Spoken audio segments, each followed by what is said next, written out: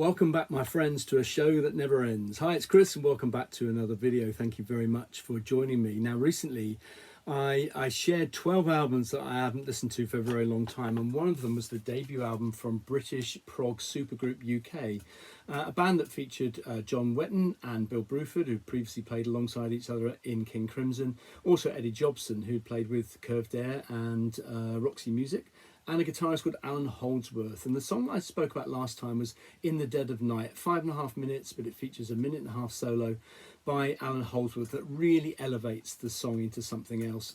And it got me thinking about what are my favourite guitar moments in prog songs.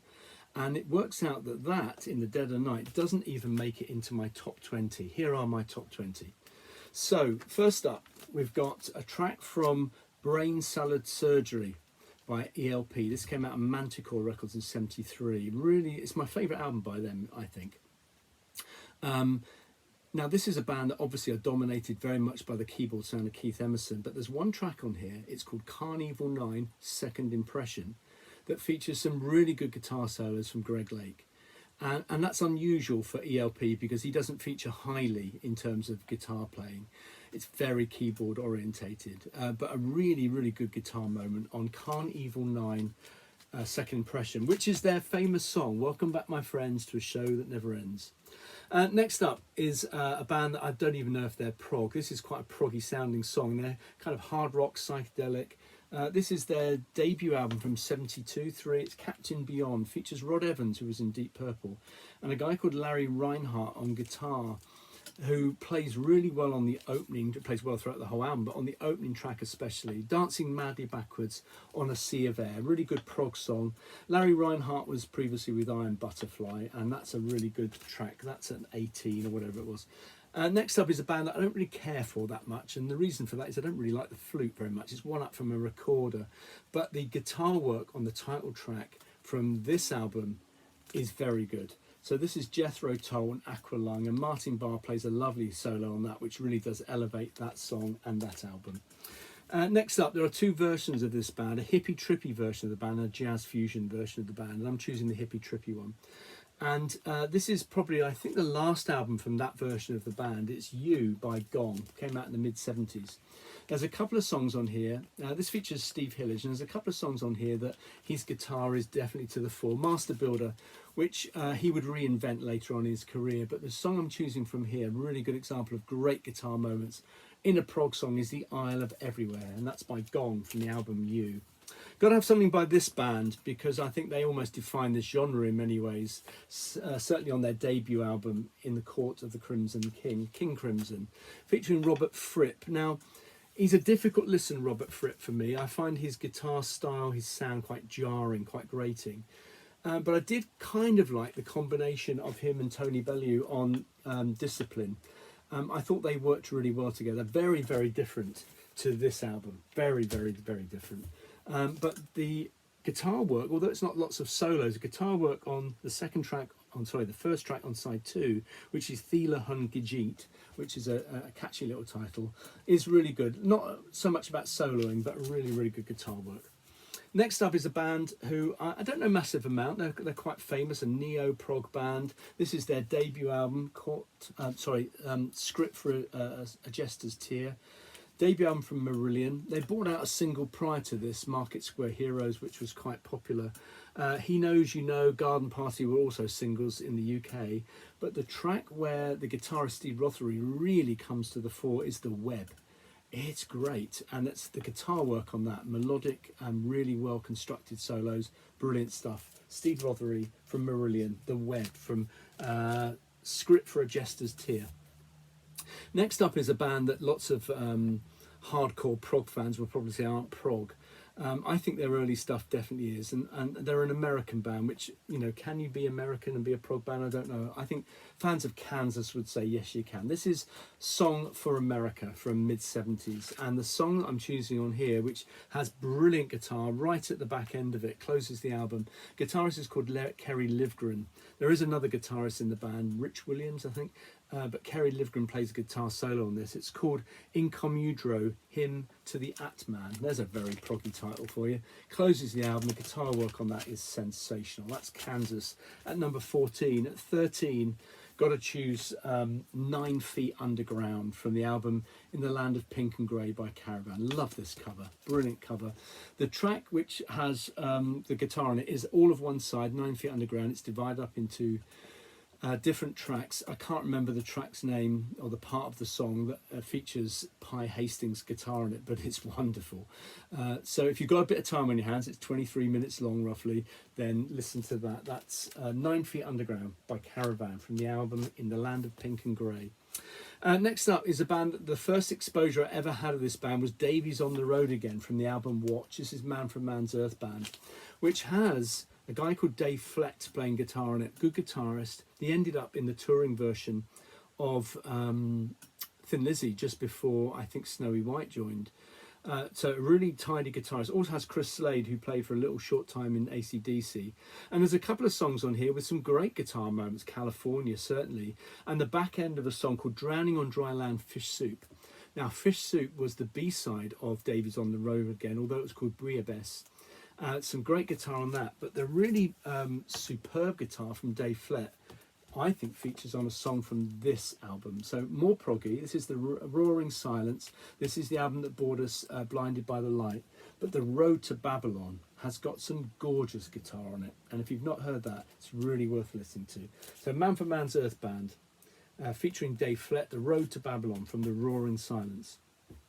People might be surprised to see this band and this guitar player sitting outside the top 10, but he is. This is the Yes album, the band obviously Yes, the guitarist is Steve Howe. Could have chosen anything from the first side. In fact, the clap, acoustic stuff on there is brilliant. Yours Is No Disgrace, but the song I'm going to choose is Starship Trooper, which is divided into 3 parts. The last bit is called Worm, which has some just brilliant guitar from Steve Howe. Absolutely fantastic stuff, and that's at number 11. At number 10, and just edging this, and I had reservations about having this above Steve Howe, but I'm going to, is I think the debut album from Ozric Tentacles. This is a band I don't know much about, and I bought this as a blind buy because I quite like the cover. This is their, I think it's their debut album, called Pungent Effulgent, and the song is called, the opening song is called Disillusion. Dissolution, The Clouds Disperse, which is the opening song. The guitar work on that is just it's more space rocky than it is prog, but wow, it's really good. So if you've not heard Dissolution by Ozric Tentacles, then go on YouTube or Spotify or wherever you listen to your music and listen to that one. So at number 9, got to have something by this guy. I remember going to see him live and I felt out of place because I wasn't wearing a silly hat and I wasn't smoking dope. It's Steve Hillage. This is his album Green. Now I could have chosen a number of Steve Hillage songs for great guitar moments on prog albums, but I think 2 of his greatest moments happen on this album Green. This is from mid-70s, probably 77, 78. There's 2 songs. One that closes the album, it's called The Glorious Omriff, which is an upgrade of Master Builder, which I mentioned a moment ago from the album You by Gong. And it's a brilliant, brilliant guitar song. Fantastic. The other song that I'm in a hurry back choosing is Palm Trees Love Guitar. Now, the first time I heard that song was the B-side of a track called Getting Better by Steve Hillage, which is a Beatles cover, which is rubbish. But the B-side, Palm Trees Love Guitar, which is on the album and closes side 1, is wonderful. It's quintessential Steve Hillage. The notes just mould into each other. It's beautiful. So the Glorious Omriff is quite heavy. Palm Trees Love Guitar is less heavy, but the guitar work on both those songs is fantastic. I would err today towards Palm Trees Love Guitar as my favourite Steve Hillage moment. Next up is a band I don't know much about. I've only got a couple of their albums. I don't see many of their albums in the wild. I've only got 2 and I need to investigate them more. But the guitar work on Remember the Future by Nektar, especially part 1, is sensational.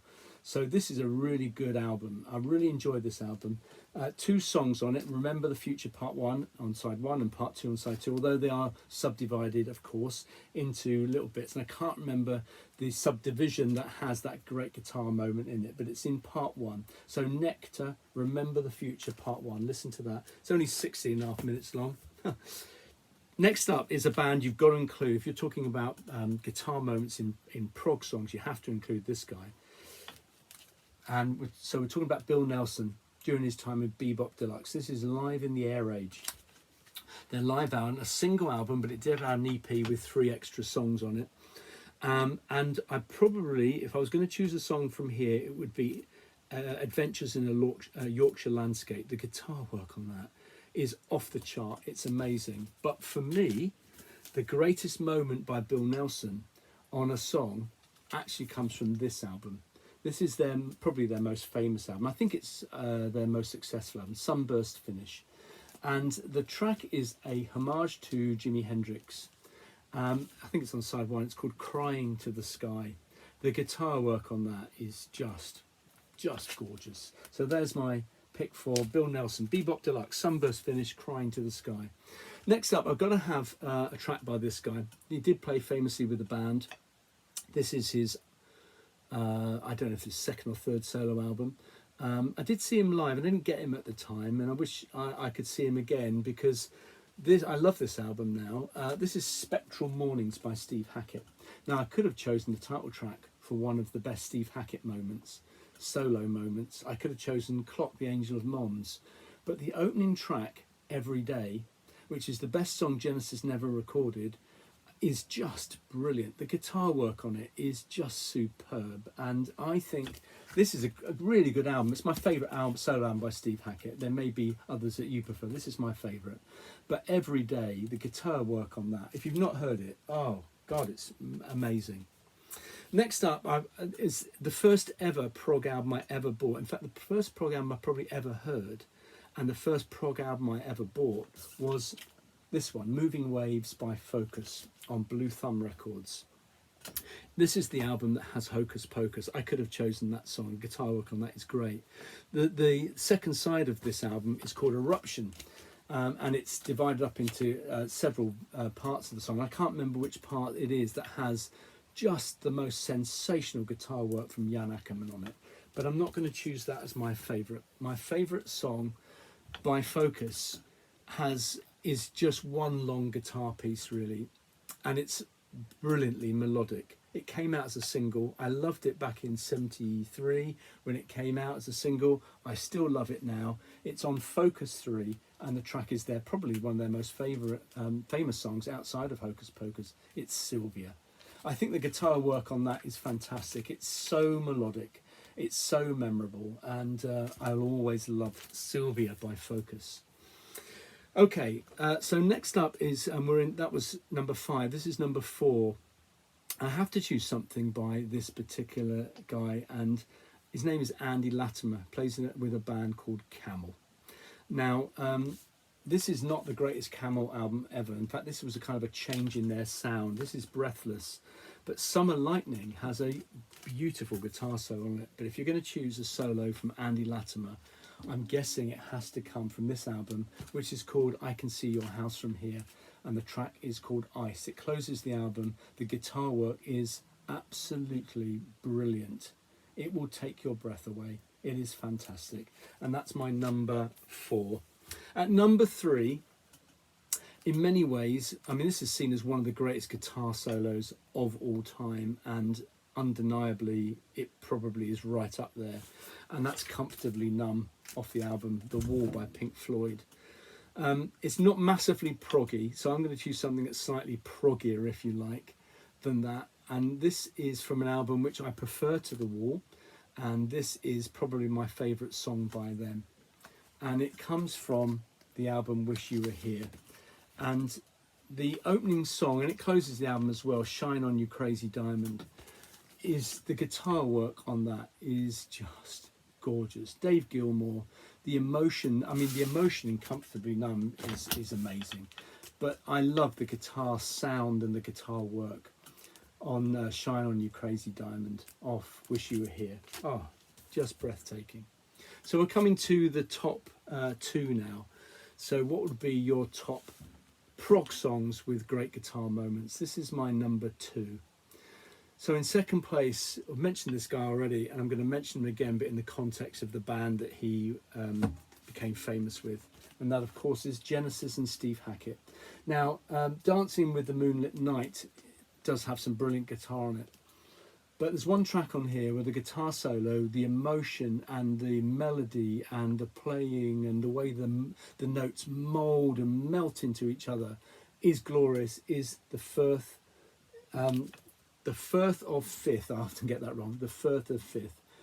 It is just gorgeous. And that will be familiar to every prog fan watching this. But for me, that's the second greatest guitar moment in a prog song. So what's number 1? Some people might not say this band are proggy. They've changed their sound over the years. They started off as a bit of a Led Zeppelin copyist band, and then their drummer left and a new drummer arrived, and wow, did they change their sound. This is a band I've seen several times live, and I saw them on the album, on the tour for this album. The band, of course, is Rush, and this is Hemispheres. I saw them a couple of times on that tour. Oh, just amazing. There's a song on here that is instrumental. There is a showcase for their guitarist Alex Lifeson, La Via Strangiato. It is just absolutely gorgeous. It's 9 minutes and 36. It has the most wonderful guitar. I mean, instrumentally, you know, the bass playing, the keyboard stuff, the drums are just fantastic. But La Via Strangiato from the album Hemispheres is brilliant. It may be that the version on Exit Stage Left, the live version, may even just edge it possibly. But that song, for me, is the greatest moment in prog for a guitar. Tell me what you think. What are your favourites? Put them in the comments below. And I'm sure I'll be back sometime soon with another video. Cheers all.